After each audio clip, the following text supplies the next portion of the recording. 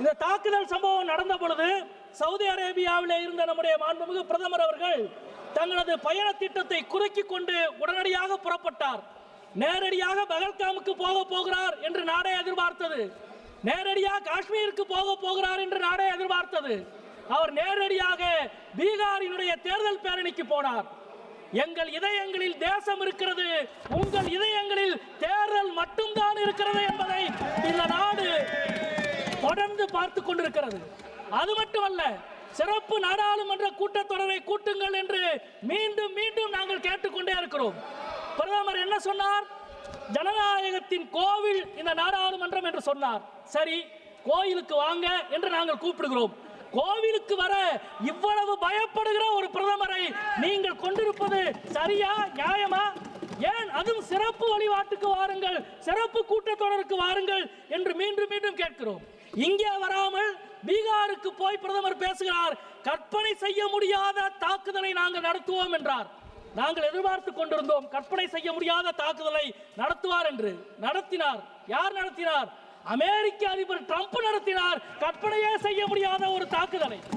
இந்த பிரச்சனையில் அதிகமாக தோல்வி அடைந்திருப்பது உள்துறை அமைச்சகமா அல்லது வெளியுறவுத்துறை அமைச்சகமா என்ற விவாதத்தை இந்த அவை நடத்தி கொண்டிருக்கிறது. எதிர்க்கட்சிகள் ஆகிய நாங்கள் IMF சர்வதேச நிதியம் பாகிஸ்தானுக்கு கடன் கொடுப்பதை இந்தியாவால் தடுக்க முடியவில்லை.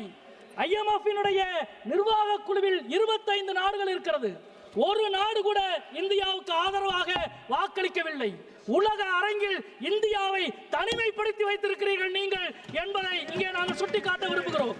அதே போல பாலஸ்தீன பிரச்சனையில் ஐநா தீர்மானத்தில் இருந்து விலகியது, ஈரான் மீதான தாக்குதல் பிரச்சனையில் சாங்காய் ஒத்துழைப்பு அமைப்பினுடைய கூட்டறிக்கையில் கையெழுத்து போடாதது, ட்ரம்பினுடைய பேச்சுக்கு எதிராக எந்த எதிர்வினையும் ஆற்றாதது, இதுவெல்லாம் சர்வதேச அரங்கத்தில் இந்தியாவை ஒரு கோழை நாடாக கொண்டு போய் நிறுத்தி இருக்கிறீர்கள் என்பதை நாங்கள் இங்கே குற்றம் சாட்ட கடமைப்பட்டிருக்கிறோம். நேற்றைய தினம் நம்முடைய மரியாதைக்குரிய பிரதமர் அவர்கள் தமிழ்நாட்டுக்கு வந்து சோழர்களுடைய பேரரசை நினைவுபடுத்தி சோழர்கள் நடத்திய போரையும் ஆபரேஷன் சிந்தூரையும் இணைத்து பேசியிருக்கிறார். நான் ஒரு வரலாற்று மாணவன், வரலாற்றை அறிந்த ஒரு எழுத்தாளன் என்ற முறையில் சொல்கிறேன். சோழ பேரரசு, ராஜராஜன், ராஜேந்திர சோழன், இந்தியாவில் இருந்த ஒரு பேரரசு கடல் கடந்த வெற்றியை பெற்றதென்றால் அது சோழ பேரரசு மட்டும்தான். அந்த வெற்றிக்கு என்ன காரணம் தெரியுமா?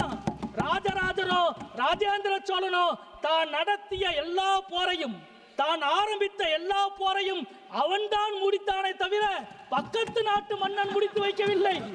மோடி துவங்கிய ஆபரேஷன் சிந்தூரை முடித்து வைத்தது அமெரிக்க அதிபர் ட்ரம்ப் என்பதை 25 முறை சொன்னார். ராஜராஜன் ஆரம்பித்த போரை பக்கத்து நாட்டு மன்னன் முடித்ததாக சொல்லி இருந்தால் முதலில் அவன் கதையை முடித்திருப்பான் ராஜராஜனும் ராஜேந்திர சோழனும். எனவே இன்றைக்கும் கூட இந்த இடத்திலே நம்முடைய மாண்புமிகு அமைச்சர் அவர்கள் விவாதத்தை ஆரம்பித்து பேசினார். ராமன் எப்படி இலங்கையின் மீது படையெடுத்து ராவணனை கொன்றானோ அதே போல இந்த படையெடுப்பை பிரதமர் நடத்தி இருக்கிறார் என்று சொன்னார். இன்னொரு அமைச்சர் இருந்து சொல்லுகிறார்.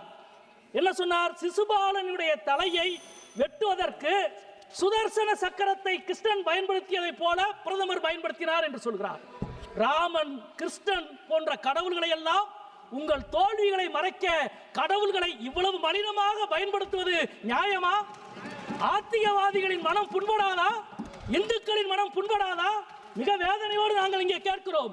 மாண்புமிகு பாதுகாப்புத்துறை அமைச்சர் தனது பேச்சில் ஒரு முறை கூட மறந்து கூட கர்னல் சோஃபியா குரேஷிக்கு ஏற்பட்ட அவமானத்தை, அவமதிப்பை மத்திய பிரதேசத்தினுடைய உங்கள் MP விஜய் ஷா பேசியதை கண்டித்து ஒரு வார்த்தை பேசவில்லை. ஏன்? அதே போல பகல்காம் தாக்குதலின் போது சுற்றுலா பயணிகளை காப்பாற்ற குதிரை ஓட்டி தன் உயிரை கொடுத்தான் அதில்ஷா. அதில்ஷாவினுடைய வீரத்தை பாராட்டி ஒரு வார்த்தை நீங்கள் பேசவில்லை. அது மட்டுமல்ல, ஒரு அதில்ஷா அல்ல, தீவிரவாதத்துக்கு எதிராக நூற்றுக்கணக்கான அதில்ஷாக்கள், ஆயிரக்கணக்கான அதில்ஷாக்கள் இருக்கிறார்கள் என்று உணர்த்தியது காஷ்மீர் மக்கள். அந்த காஷ்மீர் மக்களினுடைய ஒருமைப்பாட்டை அங்கீகரித்து ஒரு வார்த்தை நீங்கள் பேசவில்லை. வேதனையோடு நாங்கள் சொல்லுகிறோம், மத ரீதியான வேறுபாடுகளை பயங்கரவாதத்தை வைத்து அதிகரிக்க முடியாது என்பதுதான் இந்தியா சொல்லுகிற செய்தி. அதுதான் இந்தியா. அந்த இந்தியாவை உங்களால் ஒருபோதும் பிளக்கவோ வெறுக்கவோ முடியாது. நாங்கள் வெல்லுவோம் என்பதை சொல்லி முடிக்கிறேன். நன்றி, வணக்கம். माननीय सदस्य श्री